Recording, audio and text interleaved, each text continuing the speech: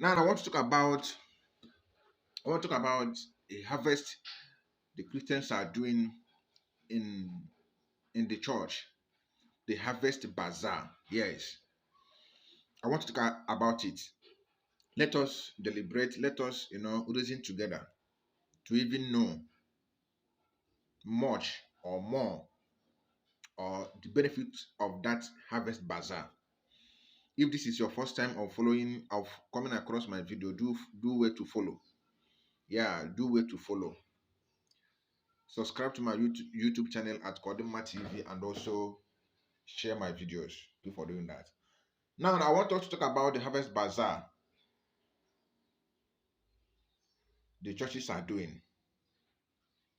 This harvest and bazaar has been going on from the time immemorial, and I have come across this harvest bazaar severally. I was a Christian previously before I diverted because I couldn't find something meaningful there.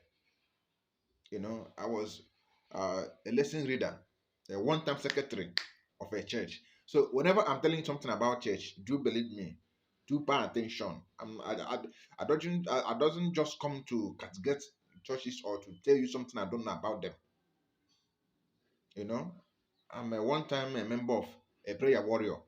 So anything I'm telling you about church, pay attention. There is reason for that. Now they will tell you to present your crops per annum to the altar of God or to the presence of God for certain merriment. Now let us take it this way. After spending your money, your energy, your effort, taking risk, they ask you to bring the crops before God. Who are the gods? I just want to ask this question. Now, bringing your crops is not even where my arrow is pointing at, but selling the crops back to you, selling that crops back to you.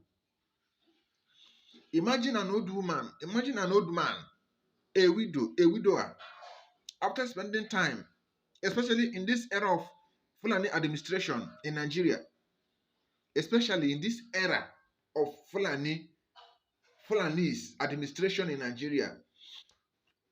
Sorry, you apply your effort, apply your money, apply your wisdom, apply risk. Those mentioned things are what you must apply during famine. And after that, they will ask you to bring it to the altar of God. And still ask you to contribute money for some merriment, some refreshment. Automatically, they will invite other church members to come.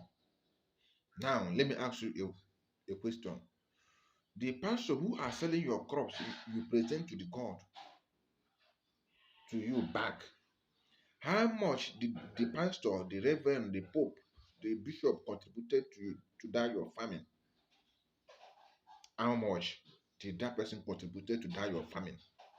How much did that person contributed to that your famine? And now, after bringing the crops, they will sell it and take the money. Is this far from is this method far from the scam we are talking about? Is this method is it far from the scam we are talking about? I don't care how you're feeling. That's just me. According man, I don't care how you're feeling. You can feel good about this video, you can feel bad. But what I'm trying to tell you is what you know. But you are being brainwashed. You are being brainwashed that made you to do as if you don't know it. You know it very well. But if you don't adhere to this video, if you don't, I concur. In the nearest future, you must concur. If you fail to concur, you will be a victim of what I'm talking about today.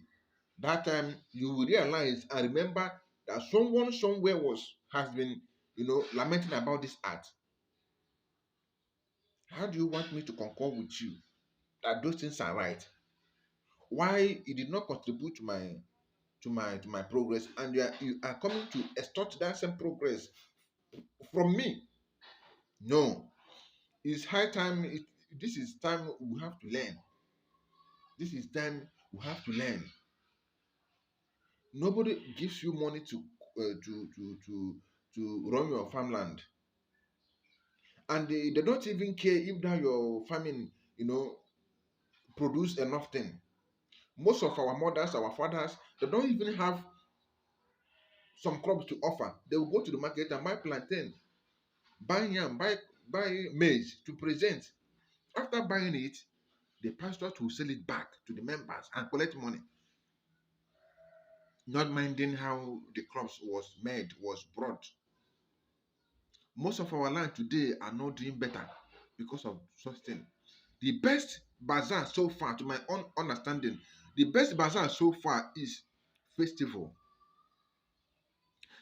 In my community today, we are doing Ihejoku. Other states are calling it Ahanjoku. Part of Imo State are calling it Ahanjoku. My own community, we are calling it Ihejoku. That Ihejoku means after farming, after whatever thing you cultivated, you put in the land, at the 8 or 9 months per annum, you bring it with certain culture, certain ritual. You call upon your ancestors to, you know to thank them for the successful farming that year. You offer the yam, offer everything offerable. Then the masquerade will now be displaying. That is the only festival that I cherish, that I love so much. You eat what you cultivated, not giving people you don't know what you cultivated, people that do not contributed a dime to that your farm. It doesn't make any sense. As a result of this Bazaar of 13, do you know most of our land are no more yielding something meaningful? Because that your land that is doing well, something is behind it. Yes, I will tell you, in Igbo culture, when you want to cultivate in a land, you go to the land and speak, do certain ritual for that land to yield a good crops. Then imagine when that land yield a good crops. After calling up upon your ancestors, then per annum you want to take the what come out of that crop to come on and go and offer to another man's altar, telling me it's altar of God. Where have you seen that God and the altar? This thing has led to it has really destroyed our land to a point that somebody will spend 500,000 in farming and cannot get up to 200,000 something out of it. That is what the bazaar has cost to us.